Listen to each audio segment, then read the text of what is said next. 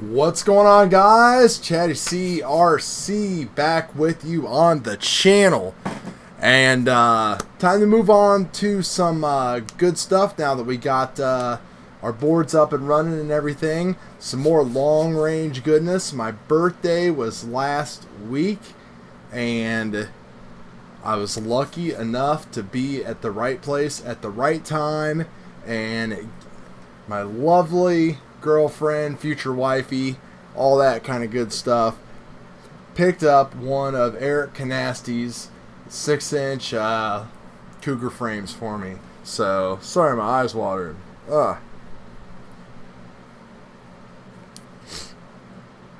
So I am super excited about that frame because one of the things that we really struggle with 6-inch builds is getting rid of vibrations and getting the smoothest video that we can get. Now, some people have been able to achieve this feat. I've been pretty close, using things like balancing the props, D-shot, tuning notch filters in Betaflight, all of that stuff. ND filters, you've seen some of that stuff on the channel. But the coolest thing about it is it's going old school style. It has a separate top plate for the GoPro that has like vibration dampeners underneath it. So I'm really confident and just crossing my fingers that this will be the key to just a little less effort and getting superb video. I mean, I want the longest, best flight video I can get out of the 6-inch rig. The 5-inch stuff just gives you smooth video almost every time, but the 6 inches, you're fighting just so much resonance and everything else that it seems like for the easiest way is to go back to something like that was in the original Vortex 250. You know, all the GoPros were hard mounted and strapped in. There wasn't no fancy TPU mounts or nothing like that at all. And the video was beautiful because of that dampening system that they had built into there, I believe. So I'm really hoping that that is going to take care of it. Eric's an awesome dude. I mean, he's funny. I love watching his videos. He's a really unique dude. I listen to the Team Failsafe podcast. You know, there's not much FPV talk with those guys, but it's really cool to listen to him talk.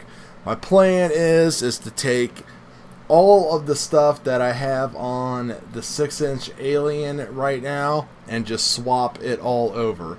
So that's T-Motor F80, 2200 kVs. I am going to put some Speedix ESCs on there, and we're running 2.4 video with the immersion because I only have one TBS 2.4, and I did the little 10 case mount, and it's in here in the Chameleon. You know, that's its normal size right there.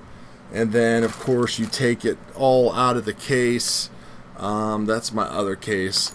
You take it all out of the case, and you're left with just a board, and they give you a little tin shield, and you just kind of solder that around there, and makes it real small and works great. So that's cool.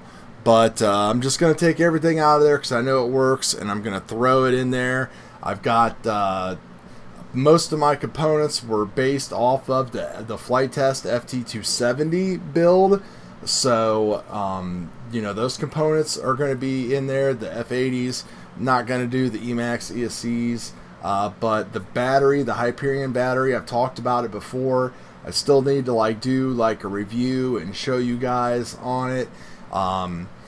Cruising and mixed in with some freestyle, just kind of, you know, having fun and flying. 10.5 to 12 minutes, no problem. It's 2800 milliamp 4S. It weighs the same as my Pulse 2200 4S's.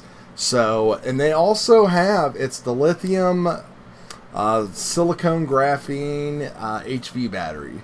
So they're on, I think, Empire Hobby, I think is where you can order from, and then they hook you up with a local distributor. So check them out. I know that I'm pretty sure they're available in different sizes in like 5S and 6S.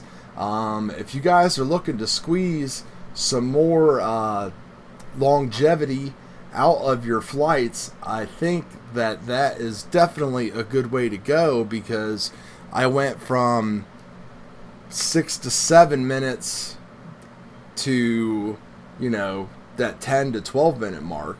And I know some of you just like grip it and rip it up these mountains, line of sight and all that. You know, you got good visuals, so you could just kind of, you know, go with it with the flow, and all that kind of stuff. Me, I have trees and everything, so I kind of have to simulate more of a plane flight. So my videos are a little bit longer and a lot more boring.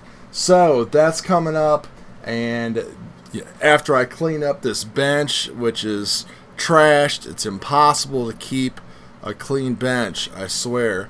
I also got some antennas that I wanted to check out. Bonafide Pirate uses this guy. The name of these people are WA5VJB.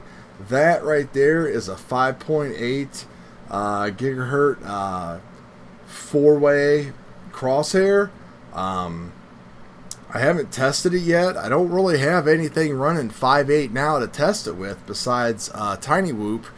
I do have probably enough spare parts laying around where I could probably throw together like a 5-inch Valorum frame, but I bought his 2.4 Yagi, and you know, for distance the thing's awesome, and it works pretty good like back close to you as well. But we know that the problem with long range and 2.4 is that, you know, you need to get out a little bit before you can really start to like propagate those waves. That beam, you know, basically kind of just travels differently. So got that going on, and pretty pumped. I just want that frame to get here and get that all set up and installed. I think that's got DYS F4 Pro built into it, and of course we're running Crossfire. Got all the caps on there. Everything is solid electrically and everything. So I'm hoping it literally is going to be as simple as undoing some screws, bolting in the new stuff, checking my prop balances, and just go. Until then, I'm just kind of hanging out, playing around with the 5-inch stuff. The weather's changing. Daylight is slipping away. It's that time of year again. It's just really sad. You know, flight time's limited. You really got to get home after work if you want to get something in, and pretty soon I'm not going to be able to get anything in. So that's just kind of a quick update as far as what's going on and what I'm up to. So keep an eye out for that. And Eric, I'll be tagging you like crazy when I get this thing set up and getting some just beautiful smooth video of Ohio for you.